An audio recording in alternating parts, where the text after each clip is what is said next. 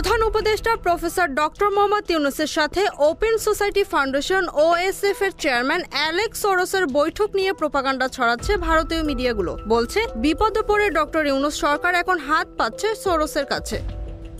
মূলত সম্প্রতি ঢাকায় অনুষ্ঠিত এই বৈঠকে বাংলাদেশের অর্থনীতি, সাইবার নিরাপত্তা, রোহিঙ্গা সংকট ও গণমাধ্যমের স্বাধীনতা নিয়ে আলোচনা হয়েছে। এছাড়া বৈঠকের মাধ্যমে বাংলাদেশের অর্থনীতিকে পুনর্গঠনের সাহায্য এবং হাসিনার শাসনামলে অবৈধভাবে দেশ থেকে পাচার হওয়া অর্থ উদ্ধারে ওএসএফ এর কাছে সহায়তা চেয়েছেন ডক্টর মোহাম্মদ ইউনূস। আর এ নিয়েই যত উদ্বেগ ভারতের, কারণ অ্যালেক্স সোরস ভারতের প্রধানমন্ত্রী নরেন্দ্র মোদীর কড়া সমালোচক।